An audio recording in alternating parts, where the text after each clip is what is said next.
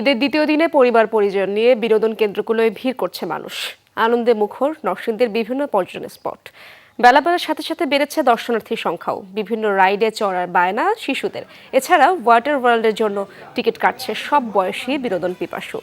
ঈদ আনন্দ উপভোগ করতে পেরে খুশি সব বয়সীরা।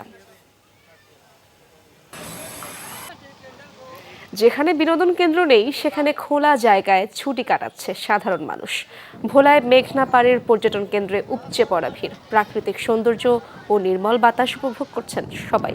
ঈদের ছুটিতে দেশের বিভিন্ন স্থানে কর্মরত মানুষ ছুটে এসেছেন গ্রামে। পরিবারের সদস্যদের নিয়ে ছুটে যাচ্ছেন তুলাতুলি মেঘনার পাড়ে গড়ে ওঠা বিনোদন ও পর্যটন কেন্দ্রে। এখন একটু নৌকা দিয়ে ঘুরে আসলাম, আমার কাছে খুবই ভালো লাগছে এবং অনেক এনজয় করলাম আজকের দিনটা। আমি আমার আব্বু নিয়ে আমার বোনকে নিয়ে ঘুরতে আসছি। পরিবারের সবাই ঘুরতে আসছি এই জায়গায় এসে অনেক আনন্দ পেলাম। এদিকে সবাই অনেক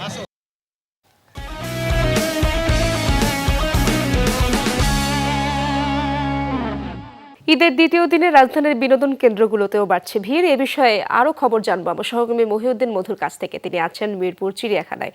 মধু, চিড়িয়াখানায় শিশুদের ভিড় আপনি কেমন দেখছেন এবং সার্বিক পরিস্থিতি আমাদেরকে জানাবেন। এরশাদ, চিড়িয়াখানায় সকাল থেকে অর্থাৎ সকাল 9টা থেকে একটু ভিড় কম ছিল, কারণ আবহাওয়াটা খুব একটা ভালো ছিল না। এখনও এই গুড়ি গুড়ি বৃষ্টি হচ্ছে, যে কারণে মানুষের যে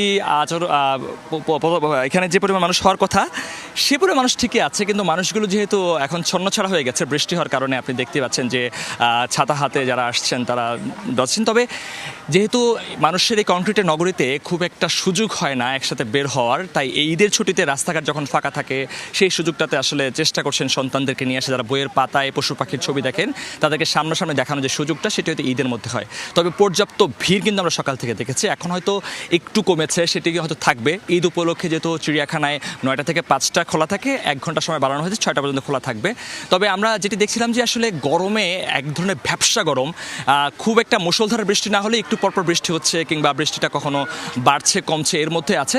তবে বেশ আনন্দমুখর একটি পরিবেশ দেখতে পাচ্ছি। পরিবারের লোকজন নিয়ে যারা ঢাকায় আছেন তারা এসেছেন, সন্তানদের নিয়ে এসেছেন, তারা বিভিন্ন পশু পাখি দেখছেন।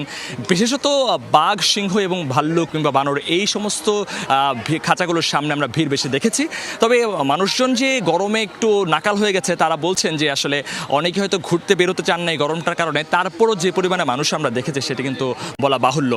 পরিবারের সাথে একটা ভালো সময় কাটানোর সুযোগ কিন্তু হয়েছে। যারা চাকরিজীবী আছেন তাদের এই সময় এই সুযোগে অনেকে পাটি বিছিয়ে, আসলে এই জায়গাটি যেহেতু অনেক গাছগাছালিতে পরিপূর্ণ, সে কারণে ঘুরতে এসে দূরে পার্কে যাওয়ার চাইতে ঢাকার ভিতরে, যেহেতু ঢাকার এক পাশে যেহেতু মিরপুর, সেই কারণে এখানটা আসলে মানুষ ভিড় করেনটা বেশি, যার কারণে এই ভিড়টাও বেশ লক্ষ্য করেছি আমরা। হয়তো সময়ের সাথে সাথে সেই ভিড়টা আরও বাড়বে এবং বিকেল দিকে হয়তো শেষ হবে।